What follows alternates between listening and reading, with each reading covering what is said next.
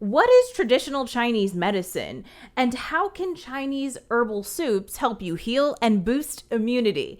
Well, we've never talked about this topic on this podcast before, and you know I love a first. So we're sitting down with authors of a best-selling book called Healing Herbal Soups, Genevieve Wong and Rose Cheung.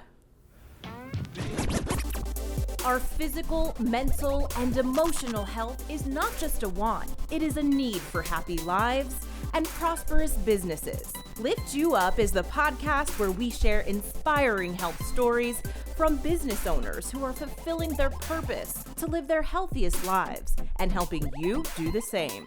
From former TV reporter to marketing entrepreneur and content creator, I care about sharing stories that matter and stories that connect us. I'm your host, Tamika Bickham, your health and wellness matchmaker. Well, today I'm so excited to meet virtually from California, although most of the time in Austin, Texas. We have Rose Cheung and Genevieve Wong. It's so nice to meet you. Welcome to the show. Hi, Tamika. How are you? Yes, thanks for having us on your show. I'm super interested in learning more about your book, which is Healing Herbal Soups. And let me get this right, your best-selling book. We are now still. We're on the bestsellers list on Amazon in the category of Chinese medicine, soups and stews, and often the Chinese food category. Awesome. Well, I'm definitely interested. I have to say, this is a first for our podcast. We love talking about all things health and wellness, non-traditional medicine, mental health, etc. But we have never talked about anything in Chinese medicine. So thank you for joining, and I'm interested in learning much more about that. But first, I want to hear a little bit more about each of your stories, your background, what kind of led you to this path, what you're doing now. So Rose, let's start with you. Well, I actually run several businesses, but I have a passion towards natural healing and traditional Chinese medicine. And many years ago, or almost 8 years ago, I funded diabetic formula research in Hong Kong, where it was led by an American, trained pharmacologist. Research, and the clinical trial turns out to be fairly successful. It proves that the formula for treating diabetes type 2 is pretty effective. I wouldn't say we cure them, but it brings it down to a point where it's manageable. And you don't have to take any drugs, pills or anything, just drinking that. It is originally a soup, but later on, because of practical reasons, we changed it to a tea bag type. And later on, because of practical reason, we changed it to a pill form. People don't like to do certain things, then you find out, but we are not really into selling things. That business to date has been a losing business money-wise, but we donate every month a portion of our production and our products to indigent, seniors and associations to help those who need it. And we find that very rewarding. Thanks for sharing that. I want to learn a little bit more about Genevieve. And I didn't mention at the beginning of this that you are a mother-daughter duo. So I love that, being very close with my mom as well. So Genevieve, tell us a little bit more about you. I'm a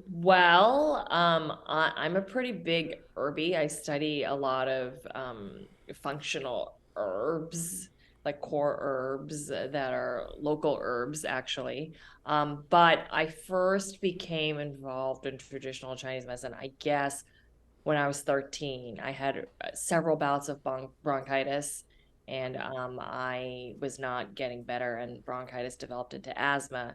And so my mom was like, why don't you try traditional Chinese medicine? To be honest with you, at the time, the doctor wasn't that effective. And I eventually developed asthma, and it really was controlling my life. I didn't really know where to turn. So when I was maybe around 25, I started to do traditional Chinese medicine again. And I eventually brought my asthma down to an extremely manageable level. There were 6 years of my life where I didn't have any asthma attacks at all. And now I would say it's just really manageable. Um, and I've just been, doing Chinese herbs ever since. And during the pandemic, the first year of the pandemic, when we didn't really have much to do, so to speak, I was finally just like, you know what, let's do a recipe book of our favorite healing herbal soups and teach people how to start incorporating Chinese herbs into their diet. So that's what we did. We wrote a book. Okay, so that's how you ended up spending your time when we were all kind of in lockdown during the pandemic. Is that really where this all grew out of? Yeah, yeah. I normally work as a TV producer, so to be honest, it's not like I would have had time to write a book. And my mom's also super busy with her various business ventures, but I think the pandemic definitely forced us to do something. So it was a good use of time. I want to learn more. If we can start a little bit by giving us a little bit of background about traditional Chinese medicine, um, because I think as Westerners, or I'll speak for myself. I don't have a big familiarity as far as what that means. So if you can kind of start there and maybe tell us what is traditional Chinese medicine. Well, you have to separate the traditional Chinese medicine into a few parts, just like Western medicine. There's the prevention stage, the maintenance stage, and the treatment, of course. Well, for treatment means that your problem or your health issues have become unmanageable. Then you need to use real Chinese herbs like boiling stronger ones.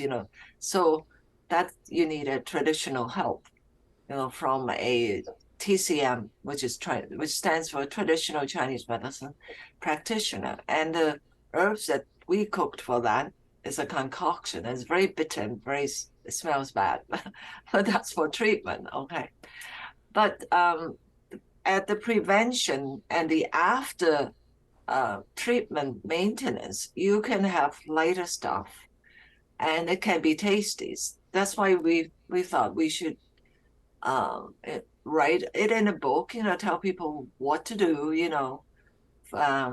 to preserve their health, to maintain their health, or after treatment, what should they do, to keep themselves in a healthy stage.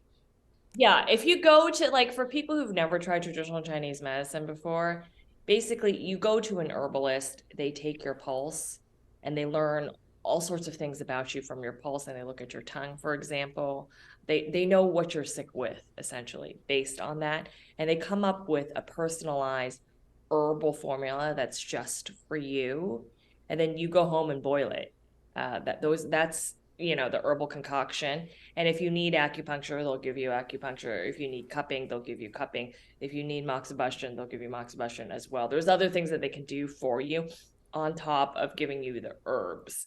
But our book, Healing Herbal Soups, is a collection of Chinese herbal soups that they're very general, light recipes that everybody can drink, and it's broken down by seasons because your body needs different things for different seasons. And the idea is that you build up your immune system with these soups and you keep it stable so you don't get sick as easier. Okay, so yeah, we can definitely preface that with saying, hey, if you're looking for something custom, the thing would be to go to an herbalist who can actually create a concoction that's personalized for you. But this sounds like it falls more in that preventative or like even maintenance kind of phase of what you were talking about, as far as, hey, we don't want to get to that point of when we're sick, right? Like, we want to keep our immune system high. Yeah, and also to eat your vegetables and things like that. Yeah, I mean, because they basically taste like, I would say, bone broth, most of them, but there are veggies there, there's meat there if you want it, and then there's different Chinese herbs. The book also talks about other things to maintain a healthy lifestyle, such as what time to sleep, what things you try to prevent to do. example, I have a whole page on air conditioning, how it affects you and what you should do. Then we talk about general eating habits, or some misunderstandings about ginseng or stuff like that, or green juice that a lot of people just drink and think that, oh, it's good. Because there are a lot of Asians actually, as well as just people in general worldwide, who have an interest in making Chinese herbal soups, but there is that language barrier. Like Chinese is not their language, or they speak Chinese but they don't read it, or they don't do any of that at all. So it's Right. important to us for people around the world to be able to, have that picture and to do the show and tell. Yeah, thanks for bringing that up, because it sounds like through this book too, you're making it accessible, where it feels like there is a shift, like, right, in America, we have this very Western society as far as traditional medicine and treating symptoms and not necessarily getting to the root of the problem or healing ourselves through food and nutrition, which I'm definitely personally a big fan of.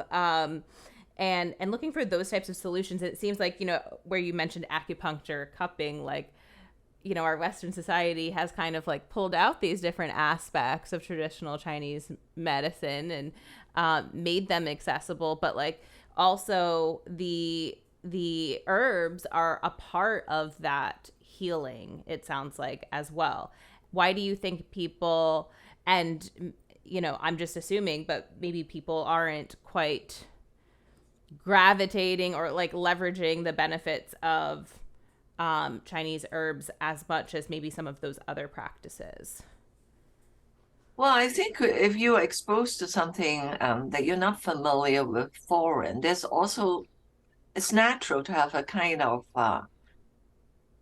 distrust in it and fear to a certain extent.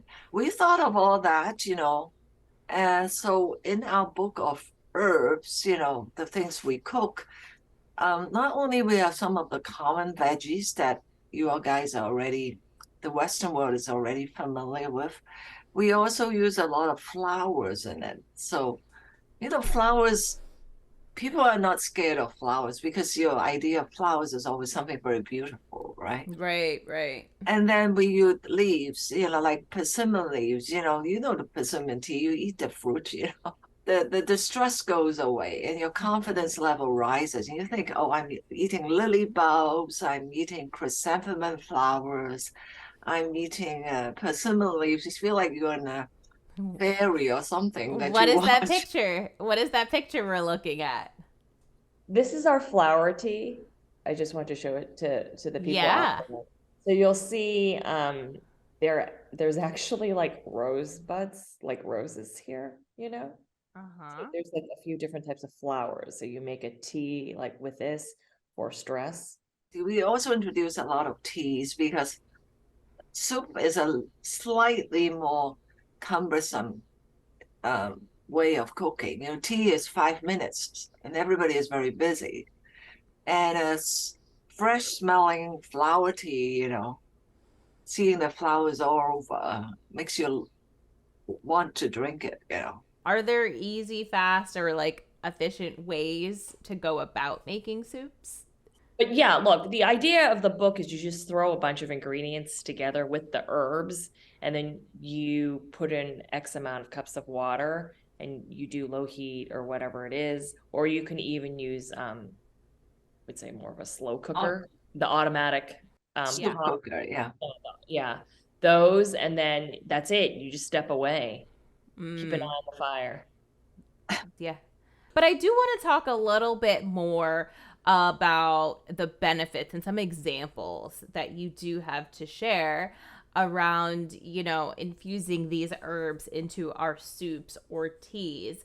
I know, Genevieve, you first mentioned the change of seasons, and I think I read in your bio that's like really when you started incorporating those soups into your diet to help you adapt to the change of seasons. So can you talk about that or any other examples that you may have as far as like results and benefits you've seen?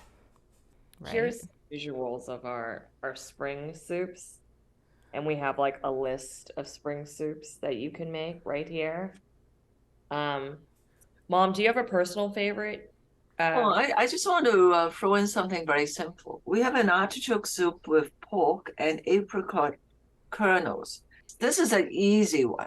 All you have to do, if you have a automatic soup cooker like I do, you just clean the artichoke, and throw the whole thing in. You don't even have to cut it up, okay? Throw a few pieces of pork in it. If you're a vegetarian, you don't throw the pork. You put in fakes, dried or frozen fakes in it. And then you throw in your apricot kernels, which doesn't need any processing. And you put your water in and cover it up. And in about 1.5 to 2 hours, you have a fairly light tasting apricot artichoke soup. And the benefit of that soup is that it helps to clear the toxins in your liver, which is very important because, all these things you eat, all the toxin goes ultimately and get accumulated in your liver. So this is a very light, gentle soup. It smells fragrant, and you can do it, I would say, within 10 minutes. In springtime, you don't realize it, but the dampness is accumulating in the air because we have a lot of rain, especially in California, okay? And we have fogs in the morning and at night. So when your body collects all that dampness in you, it somehow turns it into mucus, and it clogs your meridians, it clogs your organs, it becomes mucus. So this is a great soup in doing detox and some unclogging. Rose, you also mentioned some other examples around, I think that you mentioned with the diabetes and like helping to manage those symptoms. Are there examples around, what those, I think it was a tea or two a pill, like kind of what you saw happen there? Well, my diabetes is patent, but it's actually a very simple formula, which I don't mind to disclose at all, because my original intention and to date, I really want to help out and share the information rather than, making any money or whatever. It's made with a Chinese vegetable that's rarely used in the United States, and I grow it in my backyard. The common name for it is chicken poop vine. It sounds terrible, okay? But the legitimate name is Pandaria scandens. Okay, it's very hard to pronounce, but they are leaves from the vine, and you just cut it off, the leaves together with the vine, wash it up, and throw it in the soup cooker, and with some pork, with some barley, and you cook a soup with it. Our research, I did extensive research because we did a huge clinical trial. So we discovered it contains a lot of flavonoids and iridoids, and those are the ones that change the HbA1c. If you're familiar with diabetes type 2, it's actually your HbA1c that's having problems. And after 3 months or to 6 months, you realize your blood sugar comes down. The most important thing is that your HbA1c goes down very rapidly after 6 months. So we originally we make it into tea bags. And you just throw it in with hot water. But we realize people doesn't even want to do that. So we now make it into a herbal pill that you take twice a day, one in the morning, one in the evening. I read about something the other day, which is very interesting, that they realized that even on cancer treatments and all that, the time of the day of treatment affects the effectiveness of the treatment to a certain extent. And this has been talked about in TCM for thousands of years, but nobody really did a study, So it's very good that finally somebody did something to verify what the TCM has books have been talking, that time of the day of taking it is very important. Because we usually, if you go to a TCM practitioner, they will tell you to take it once in the morning, once in the evening. And there are reasons for that. And now it's proven that those are really the best time. And the effectiveness is affected by the time you take the treatment. So when you drink a soup or tea in the morning, you drink it at night, that's good too. So that's something to share if you want certain things to be more effective. And then I share a story with you about my clinical trial. I find out later on that my best patients are actually the ones that we donate our formula to every month. Okay. I guess people, who are more well off does not know how to appreciate it as much. Whereas if you're given to them for free to take care of them, they cherish that. Okay. I have one patient that has been taking it for about 8 to 10 years now, since the clinical trial, yeah. And she is 92 years old now. She does not have any diabetes anymore. And then she told us about 3 years ago that it helps her on night urination. It cuts down her night urination from 3 times to 1 time. So that's a very unexpected result, good result of good side effects. But when you hear about that, you're very happy and you feel rewarding because you help somebody's health. Yeah, no, I love that. And I'd also love to know how each of you have personally seen an impact or a positive effect from your herbal soups. How I was very sick. I'm not a healthy person. Okay. And I work a lot. I'm a workaholic. Okay. So by the time I'm 40 years old, I got suddenly very sick. Okay. And I went to see a lot of people. I don't have a particular sickness, but I just feel fatigue all the time. I feel exhausted all the time. I feel dizzy all the time. And I can't breathe. So I went to lung specialists. I went to blood specialists. They all say that there's nothing wrong with me, but there's definitely something wrong with me.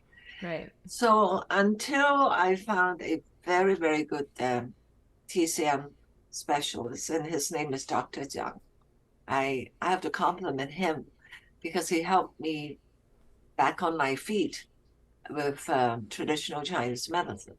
And he taught me a lot of things on top of the knowledge I have.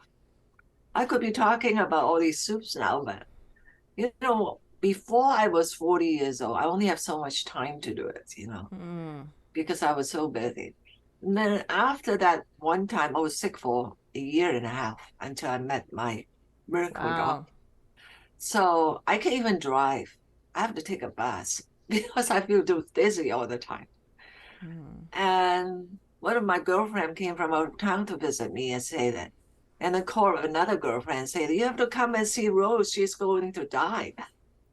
I was that bad, okay? And nobody can help me. I'm grateful to my TCM doctor bringing me back to health.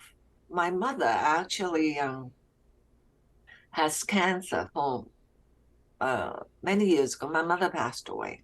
Many years ago, she has cancer. And at that time, I was 32 years old, something like that. No, I was 34 years old, something like that. Anyways, to make the story short, I don't want her to die. And so I did my best to get to know every TCM doctor, and I'm very lucky. I did come across a very special group of TCM doctors because I did charitable work on the side and was helping the UCLA East West Clinic. And so I get to know very unusual doctors, okay? And through them, I know somebody in China, and the oncologist told me my mother only has 3 more years to live. In the end, she lived 13 years, so she got 10 years more. And it's all because of the TCM concoctions, the herbs. And during those 10 more years, she has quality of life. It's not like she's sick all the time. She gets to travel. She gets to spend time with her friends, and she gets to enjoy her life. So I'm very grateful to that. I'd want to know what her doctor said. Well, her oncologist told her, since it's working out so well, continue to do what you're doing. I love that. I love that. And Genevieve, I'd love to hear from you, like the personal impacts in your life you've seen from using the herbal soups. Okay, well, we have quite a few. I mean, besides our seasonal recipes, we also have recipes that target specific situations. So I think one of my favorites in our book is called the monk fruit water. And this was a recipe that came down from a doctor who was treating politicians in China who were just smokers and had really awful lungs. And so he needed something to clean out their lungs. So the monk fruit water has been very beneficial to me during fire season. We have fire season in LA, which if you're not familiar with it, it's a time when there are just fires everywhere. And so it'll clog up your lungs. A lot of people complained, and this is before mass, people were complaining. And people, or at least I also needed something to drink to clear out my lungs to help me to breathe during that time. So I would say that's very beneficial. I've actually given the monk fruit recipe to a couple of fire departments in the Bay Area in California. There's one fire station that has posted our recipe on their refrigerator door. In the communal room, I think is what you'd call it. And I've heard back from a few of the firemen from that, and they all tell me that it's helped them a lot with their work and their abilities. So that's always good to hear. And you can buy it on our website, by the way, the monk fruit. Our website is healingherbalsoups.com, and you can buy a lot of our herbs there. We package them in a way that it's by soup and by recipe, so you don't have to go to the Chinese pharmacy if you're not by Chinatown. You can just order online. But actually, I think most of the firemen there and those fire departments, because they do have a Chinatown that's pretty big in San Francisco, they actually went and bought the monk fruit. But I've definitely heard positive feedback from that recipe. If you might have also share a very short story with you. Sure. I always try to encourage people to make persimmon leaves tea. Here's a cup of persimmon leaves tea. What happens is that persimmon leaves tea helps to strengthen your blood vessels and also to boost up your platelets, which is a first defense in your immune system, your platelets. And I have a friend that has chemotherapy, and his platelets went down so badly that he cannot continue the chemotherapy session. So I end up sent him a box of persimmon leaves. He drank it for 1 week, and his platelets went up to normal, and he continued the session until the end. I sent him like 3 or 4 boxes altogether. But it is something that everybody should be drinking, especially now we have COVID and all that, because it has a lot of flavonoids and it has quercetin that helps to fight these kind of viruses. What about for the person who might be hesitant and say, I don't know, there's not really, if they feel like there's not a science, like they prefer to go the more traditional medicine route, what would you say to them? I would actually tell them to do the Chinese herbal soups first from our book before they dive into a TCM practitioner and to do the actual full-on decoctions. That's what I would say. I have a lot of friends that now email me, and for people who have tried the traditional medicine and doesn't work, I hear from a lot of friends, especially nowadays, they say that they went to the doctor and the doctor have the test and they say they are super healthy, but they're not feeling well. So if you're not feeling well and your doctor say that you're healthy, it's time for you to drink some Chinese herbal soups or make some teas, right? To see if that helps. Even though we do more TCM than Western medicine, but that's us. I think they're very good complements for each other, actually. You can have one without the other. I mean, you can't have one without the other, I feel like. I'm going through perimenopause now, and it does require both, actually. I mean, I may get examined by a Western doctor, x-rayed. I may get my mammogram as well at the Western doctors. But in terms of like maintenance, yeah, I have to do Chinese herbs.